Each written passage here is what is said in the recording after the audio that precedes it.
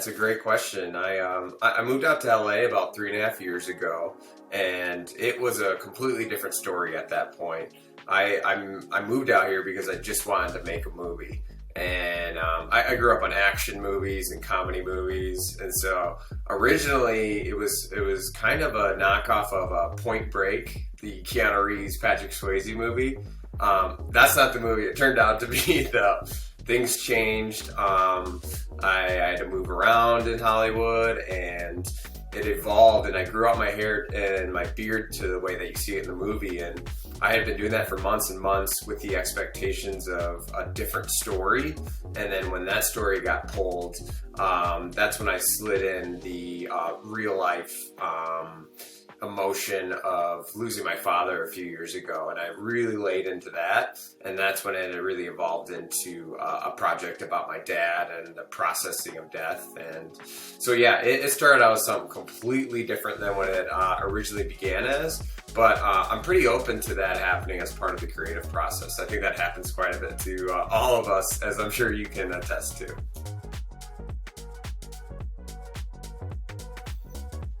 That is a great question. I would say that as far as, I think it says a lot of things in a lot of big ways in terms of the creative lifestyle and making it in the industry. So I think it's less about the industry itself and the specifics of it, and more about the mental journey of trying to make it in Hollywood.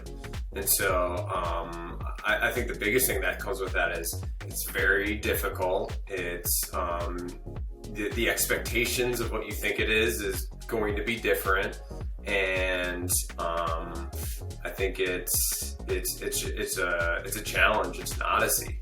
And so, and I think also too, it shows that the industry is very much a psychological mindset of the creator.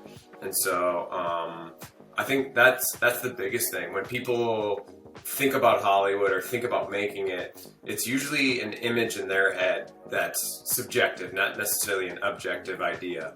And so that's what I view the viewpoint of the industry in this movie is. It's kind of my subjective glimpse into it. Yeah, so this is the 7th film that I've directed and produced. And so I have a lot of experience at trying out different genres, different stories, and this was the first one that I was actually in. A lot of it was out of necessity. This is by far our smallest, most intimate project, and you know, we had a very intimate crew, and so that was nice because it opened up to a lot of collaboration, and everyone had a voice on set and was helping out because they knew what the vision was.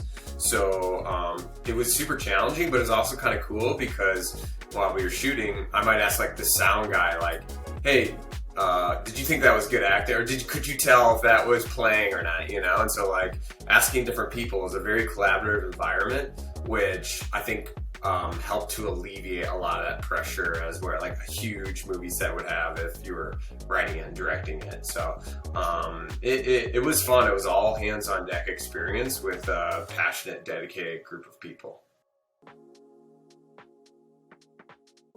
That's the scene we probably get the most feedback on, which I love it. And I remember the one of my really good friends, Ben Handler, he was the cinematographer. He was kind of big into, you know, like, hey, why are we doing a fight scene with the mailman? I think I mentioned earlier that I grew up on action movies. Jackie Chan's one of my biggest influences, and I wanted that scene to come across like it was a group of kids in the backyard making a movie. And I think we captured that really well. The other actor in the scene, Jimmy Gagarin, he and I are like the biggest Jackie Chan fans. So we knew pinpointed what we were trying to hit in each of the exchanges. And my favorite part about it is while we were filming it, we've seen so many action movies and we like to fake around fight, that we were making the sounds ourselves while we were doing the fight scene. So we'd be like, and everyone was like, you guys gotta quit making those sounds because we can't get the sound correct on the recording. So we had that was kind of a hilarious experience. But I think it was our post sound team, Katie Stark and Sterling Lev. I worked with them on a few features, and when I gave them the footage, it was kind of, you didn't know if the scene was going to work, but I think it's the sound design really that brings you in, and they did an incredible job. So all the credit goes to them for sure, but yeah, Jimmy and I, we had some scrapes from that fight scene. Yeah, so Alex Kachingwe, this is our third collaboration, and so I think that's also another takeaway from this film is it's a lot of people that we've collaborated before, and we have those overarching philosophies and just that experience working together, which I think really pays off. Alex, the composer, just naturally gifted and has an incredible ability to create some really great sounds, and I'm not musically inclined, and so it's always been challenging for me to communicate with a composer. I would usually just be like, hey, make it sound like this, and so like that would never really create the great results because of my lack of communication skills. So working with Alex has been just a dream because he understands where I'm coming from. We know how to communicate and get to the vision we want.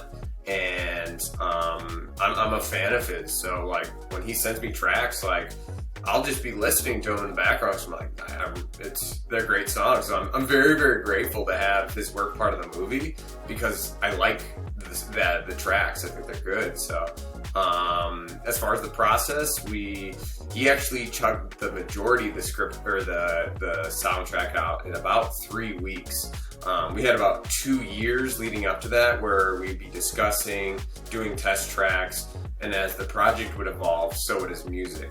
So that's kind of our MO, is that we're kind of constantly exchanging ideas and testing out new concepts so that by the time we get to the crunch time where it's like, all right, man, I'm calling it. I know we've been talking for a long time, but you got 2.5 weeks to chug out, 15 amazing tracks, and he did it,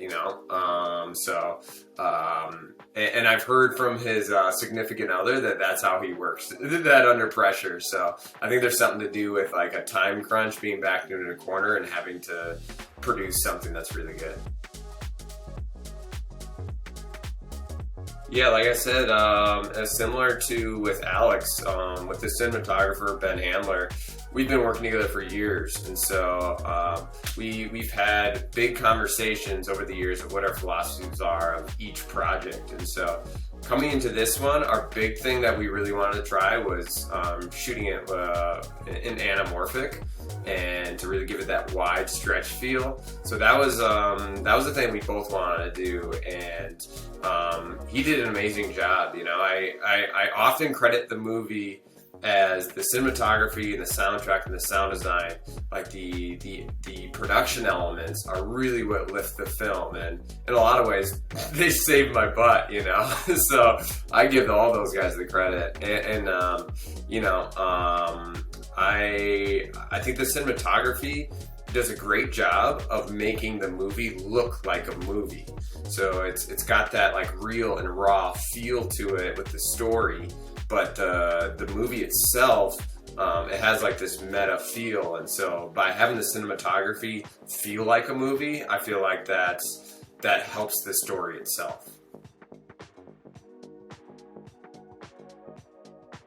It's a gut feeling mixed with where you're at in your journey. But I want to think that like your upper tier writers can get just to the objective point where it's like it's finished and it's good and this is the way it's meant to be, So I think the journey is the pursuit to that line, but it takes years and years and years and years of failing to do so. But I think that's a big question, and I think only we can decide that inside. That's another great question, and it's one that I think about to myself, and I talk to other people with, and try and have conversations about. It's some people, I just had this conversation the other week, like, I've been doing a lot of studying on story lately, and so when you're watching a movie, you can have an objective viewpoint on the story structure and see if the story beats hit in a way that make it an objectively great movie. I think though the weird part about movies is that there's an alchemy when you're watching the movie that it can have the worst story, it can have the worst script, it can have, bad character development, but for some reason you're watching it and you're loving it. Like, this is an extreme example, but like The Room with Tommy Wiseau, like arguably one of the worst movies ever, but I think it's a great movie. Like the entertainment factor of it. And there's a lot of those movies that are so bad they're good, but it's also, you can look at, really any movie of how to judge it in terms of is it good or bad. And so it might be a case of loosening the grip on defining a movie in terms of great or not great, and more of exploring your relationship while watching it and just being mindful of how you're feeling from whatever the emotions that that you're interacting it with. I think it's always good, whatever industry you're in, to understand the domain as much as possible, just to have a context of it. You might not do the actual editing yourself. You might have someone that's, more qualified or has more expertise that can go in line with the vision you're trying to do. But I don't think there's anything wrong with educating yourself on as many different sides of the filmmaking process as possible. Whether you're hands-on with it, that's another question. But I think that I think today's world, because of technology and the access to it, more and more people are doing more and more things just because you have that ability to do that.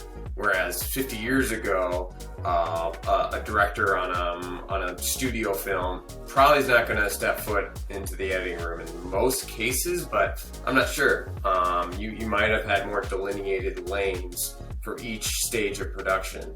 And there's definitely pros to that as well, I think I definitely want to get to the level where we have the vision, but we also have allocated people who specialize in each lane to do their thing the best to their ability.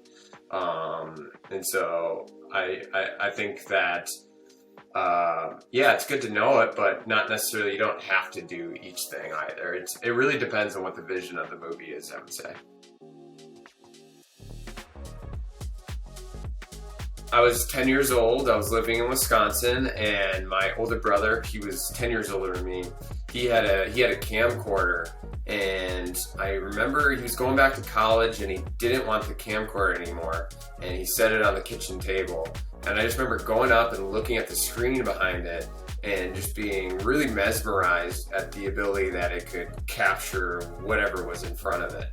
And so I remember that moment very specifically of just like staring at it. And then after that, I would use it to kind of replicate different scenes from different movies where I would be the actor or get like my sister to be in something. And so Alta Vista really is kind of a progression from that strategy and that process. I mean, I joke around, but things really haven't changed that much for that I try and do, like from being a 10-year-old to now. And so that was kind of a big moment. And I also think I just always wanted to entertain people. I remember doing like skits and stuff in like 3rd grade with like fight scenes and like someone in a Freddy Krueger mask and stuff. So nothing's really changed. I'm pretty much like 10 years old. I mean, I'm wearing this Batman shirt, which I think I slept in this last night. So that's kind of who I am. Yeah, definitely. I'm working on a variety of different screenplays. I have a specific script that I'm really focusing on. During COVID, I think everyone had a lot of time to think about what they were doing, and so that pause was I use that as a moment to really examine where we've been, what we're doing, and moving ahead. You know, the film industry is so unknown that that's a challenging thing about it, is you never know what's going to happen. And so I try my best to focus on the story that has a deep purpose to bring about and a need for it. And so that's what really when I'm working on is those different scripts and stuff. So.